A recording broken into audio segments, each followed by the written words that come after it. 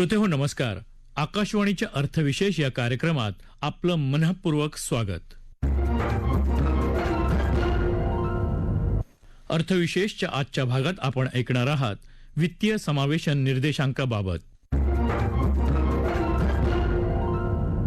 श्रोतेहो, देशातल्या वित्तीय समावेशकतेचं प्रमाण मोजण्यासाठी आणि त्यात सुरू असणाऱ्या सुधारणांना जोखण्यासाठी रिझर्व्ह बँकेनं काल वित्तीय समावेशकता निर्देशांकाची घोषणा केली. चालू आर्थिक वर्षातल्या एप्रिल महिन्याच्या पहिल्या द्विमासिक पतधोरण आढाव्याच्या बैठकीत या निर्देशांकाचं सूतोवाच मध्यवर्ती बँकेनं केलं होतं.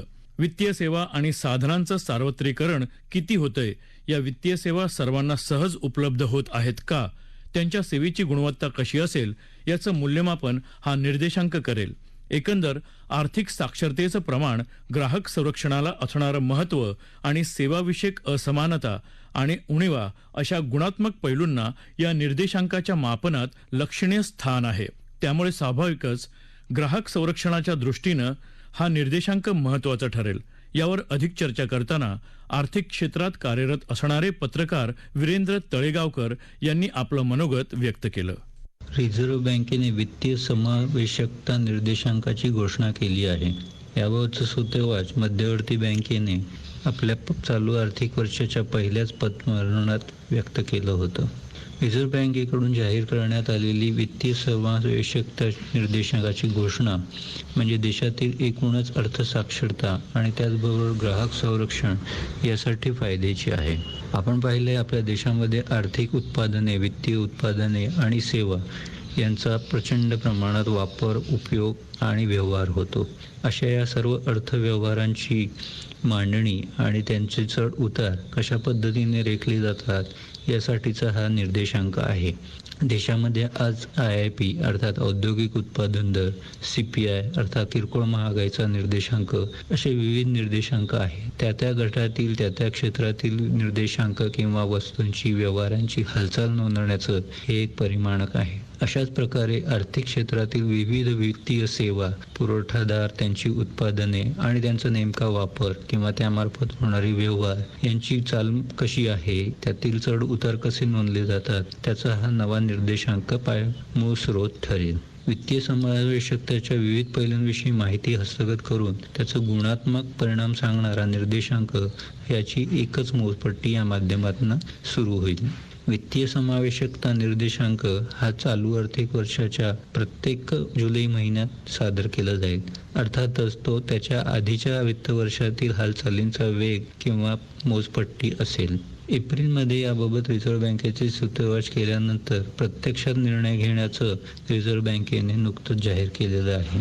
दुसऱ्या तिमाहीमध्ये हा निर्देशांक जाहीर होईल तेव्हा त्यामध्ये आधीच्या संपूर्ण आर्थिक वर्षाचा आढावा घेतलेला असेल.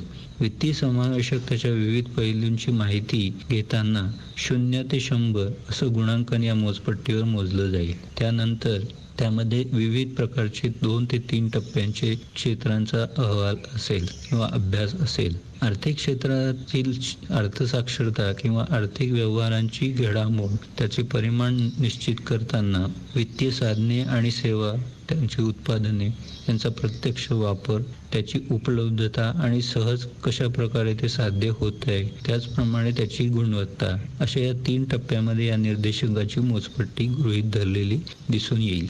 देशाच्या अर्थसाक्षरतेच्या दृष्टीने हे अत्यंत महत्त्वाचे पाऊल आहे. आज अर्थव्यवस्थेमध्ये अनेक घटना, अनेक उत्पादने हे वेगवेगळ्या माध्यमांशी ग्राहकांपर्यंत थेट पोहोचले असले तरी त्याची नेमकी सांगड घालता येणं अशक्य आहे. आज आपण डिजिटल पेमेंटच्या माध्यमातून मोठे आर्थिक व्यवहार होतात हे लक्षात येतं.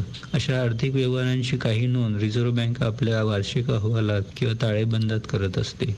मात्र त्याचा नेमका परिणाम कसा साध्य होतोय किंवा नाही, किंवा त्याची मात्रा काय आहे, ही नवा निर्देशांक निश्चितच रेखू शकेल. अशा सर्व घटनांचे या दिशेने सुरू झालेले एकत्र प्रयत्नांचे परिणाम हा निर्देशांक असेल. देशातील एकंदरच आर्थिक साक्षरतेचं प्रमाण, ग्राहकांना असणारे संरक्षण विषयक महत्त्व, तसंच सेवाविषयक असमानता वगैरे उणीवा यांचा गुणात्मक पैलूंना या निर्देशांकाद्वारे आधार मिळेल. अशा प्रकारे अर्थसाक्षरतेच्या दृष्टीने उचललेलं हे पाऊल ग्राहक आणि वित्तीय सेवा पुरवठादार किंवा उत्पादक यांच्यामधला दुवा ठरेल आणि देशाला इतिहासाचा विस्तार करतानाच भविष्याचा वेध घेणंही सुलभ ठरेल.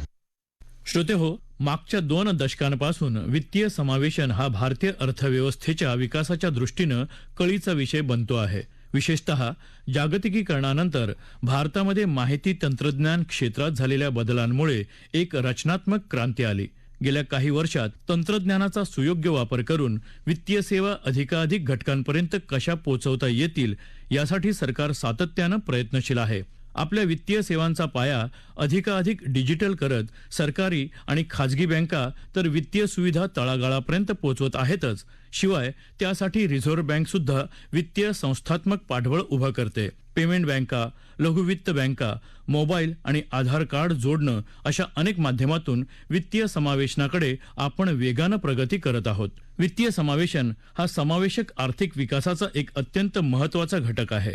वित्तीय समावेशनाच्या प्रयत्नातून समाजातल्या सर्व स्तरातील जनतेला आणि प्रामुख्यानं वंचित घटकांना वित्तीय वस्तू आणि सेवा अल्प खर्चात आणि पारदर्शकरित्या उपलब्ध करून दिल्या जातील. बँकांनी वित्तीय सेवा प्रामुख्यानं सामाजिक आर्थिक वंचित घटकांना कर्ज उपलब्ध करून दिलं तर ते नवनवीन उत्पादन प्रक्रिया आणि उपक्रम सुरू करू शकतील. यातून उत्पादक क्षेत्रांचा विकास होऊन अर्थव्यवस्थेचा विकास होऊ शकेल. त्यामुळे विकासाचे लाभ सामाजिक आणि आर्थिक वंचितांना मिळू शकतील. बँकिंग साक्षरता, सूक्ष्म बचत, कर्ज, विमा आणि सुलभ आर्थिक व्यवहार ही वित्तीय समावेशनाची पंचसूत्री आहे.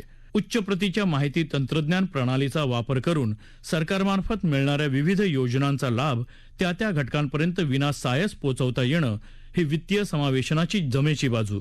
वित्तीय समावेशनामध्ये डिजिटल पद्धतींना महत्त्वाचं योगदान असेल. या संदर्भात अधिक चर्चा करताना अर्थतज्ञ उदय तारदाळकर यांनी मांडलेलं मत त्यांच्या शब्दात. भारतासारख्या खंडप्राय देशामध्ये एक प्रकारची जी गरिबी आहे त्या गरिबीचं उच्चाटन करण्याचे प्रयत्न वारंवार झालेत. त्या अनुषंगाने काही गोष्टींचा आपण जर उहापोह केला तर सर्वप्रथम असं दिसतं की सध्याच्या सरकारने एक वेगळ्या तऱ्हेचा एक उपाय त्याच्यावरती योजला, तो म्हणजे सगळ्यांची बँक अकाउंट उघडणं, ज्याला जनधन अकाउंट असं आपण म्हणतो. आणि त्या बँक अकाउंटच्या द्वारे जास्तीत जास्त लोकांना जी अनुदानं मिळतात ती त्यांच्या खात्यात कशी जमा होतील याचा सरकारने प्रयत्न केला. आता सध्याच्या घडीला सुमारे 42 करोड जनधन अकाउंट सध्या भारतामध्ये आहेत आणि ही सगळी जनधन अकाउंट जी आहेत ती समाजातल्या तळागाळातल्या लोकांना जास्तीत जास्त सरकारी योजनांचा लाभ कसा घेता येईल यासाठी उघडली गेली. आणि आपल्याकडे एक त्रिसूत्री मानली जाते जी म्हणतात जनधन, आधार आणि मोबाईल, म्हणजे जॅम ज्याला म्हणतात, की मोबाईलच्या द्वारे जास्तीत जास्त कशा तऱ्हेने व्यवहार करता येतील हे पण तेवढंच महत्त्वाचं असतं. आणि दिवसेंदिवस आपण बघितलं तर सुमारे 120 करोड सुमारे मोबाईलच्या लाईन्स आहेत. अर्थात स्मार्टफोन वापरणारे तेवढ्या प्रमाणात नाही आहेत. त्यांची संख्या सुमारे 38 करोडच्या आसपास जरी असली तरी स्मार्टफोन न वापरता सुद्धा तळागाळातल्या लोकांपर्यंत कसं पोहोचायचं आणि जास्तीत जास्त लोकांचा समावेश एकूण आपल्या भारताच्या प्रणालीमध्ये म्हणजे आर्थिक प्रणालीमध्ये कसा करायचा ह्याचे प्रयत्न चालू आहेत. आणि अर्थातच जनधनच्या ज्या मोठ्या प्रमाणामुळे एकतर जी गळती होते वारंवार त्या अनुदानातली त्याला पूर्णपणे खीळ बसली आणि लोकांच्या हातात म्हणजे ज्यांची क्रयशक्ती वाढली हा महत्त्वाचा मुद्दा आहे. आणि जेव्हा गरीब लोकांची क्रयशक्ती वाढते तर सगळ्यात मोठा फायदा असा असतो की एकूण जे कन्झम्पशन वाढतं. ह्याचाच अर्थ काय झाला तर गरिबी हटण्याच्या दृष्टीने याचा मोठा फायदा होतो. आणि आपल्याला माहिती आहे की वारंवार जे मोठ्या प्रमाणात प्रयोग झालेले आहेत तर त्याची काही आपण आकडेवारी जर बघितली की भारतामध्ये एक अत्यंत हलाखीच्या परिस्थितीमध्ये जगणारे जे लोक आहेत ते सुमारे 8.5 करोड आहेत असं एक आकडेवारी सांगते वर्ल्ड बँकेची. आणि त्या अनुषंगाने गेल्या काही वर्षांमध्ये कसे कसे प्रयत्न झाले तर 2005 ते 2015-16 या काळामध्ये सुमारे 28% लोक हे गरिबीमध्ये होते, तर तेच प्रमाण 2000 आधी 54% वरती होतं. म्हणजे त्या दृष्टीने आपले जे प्रयत्न चालू आहेत की गरिबांना ह्याच्यातून कसं पूर्ण बाहेर काढायचं आणि अशा तऱ्हेची जी प्रणाली असते की आर्थिक समावेश करून त्याचा महत्वाचा फायदा म्हणजे मोठ्या प्रमाणामध्ये गरिबी हटण्यासाठी व्हावी. आणि आपल्याला माहिती आहे की 2016च्या नोटबंदीनंतर अत्यंत प्रचंड प्रमाणात इलेक्ट्रॉनिक मीडियामधून पैशाची देवाणघेवाण सुरू झाली. मनी ऑर्डर आता एक ऐतिहासिक क्षण झालाय आणि कुठल्याही भारताच्या कुठल्याही भागामध्ये क्षणामध्ये पैसे ट्रान्सफर होऊ शकतात.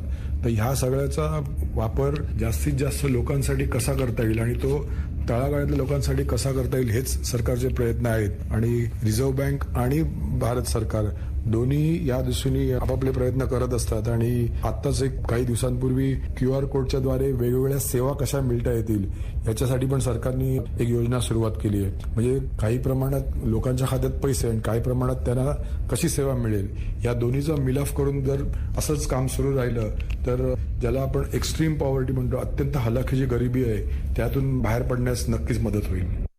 श्रोतेहो, भारतीय अर्थव्यवस्थेत मागच्या 2 दशकात अमूलाग्र बदल झालेले दिसत आहेत. जनधन खाती, आधार कार्ड आणि मोबाईल यांच्या सहाय्यानं शासनाच्या अनेक सुविधा कोणतीही गळती न लागता आता सर्वसामान्यांपर्यंत पोहोचवणं शक्य होतंय. सामान्य लोकांना सुद्धा आपल्या व्यवहारासंबंधी माहिती शासनाकडून पारदर्शीपणे दिसते. यातून भारतीय अर्थकारण आणि प्रशासन यांचा चेहरा वेगानं बदलतोय. आर्थिक मागणीचं पूर्वीचं केंद्र हे शहरी भागाकडून ग्रामीण भागाकडे सरकतंय आणि त्यामुळे बाजारपेठ सुद्धा ग्रामीण बाजारपेठांची दखल घेते. आताचा भारत हा इंडियाच्या तोडीस तोड उभा राहू शकतो असा विश्वास आता आपल्याला लाभतो आहे. डिजिटल पद्धतीनं होणाऱ्या आर्थिक व्यवहारांना सुरक्षेचं कोंदण आवश्यक आहेच, त्याचबरोबर सरकारचं नियंत्रण सुद्धा त्यासाठी आवश्यक आहे. वित्तीय सेवा जेवढ्या मजबूत असतील तेवढ्या सहजतेनं अर्थव्यवस्था समृद्ध बनेल. वित्तीय समावेशक निर्देशांक या संदर्भात आवश्यक ती पारदर्शकता आणून भविष्यकालीन वाटचालीला आणखी समर्थ बनवेल. उद्याच्या सर्वसमावेशक आर्थिक विकासाची त्यातूनच सक्षम पायाभरणी होईल. श्रोतेहो, आपला अर्थविशेष हा कार्यक्रम आपण न्यूज ऑन AIR या ॲपवरही लाईव्ह ऐकू शकता.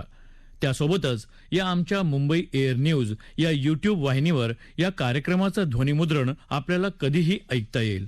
श्रोतेहो, याबरोबरच आजचा अर्थविशेष हा कार्यक्रम संपला. आकाशवाणी मुंबईच्या प्रादेशिक वृत्त विभागानं हा कार्यक्रम सादर केला. सादरकर्त्या सरस्वती कुवळेकर, निर्मिती सहाय्य विवेक वानखडे, लेखन विनोद देशपांडे आणि निवेदन शैलेश मोहिते.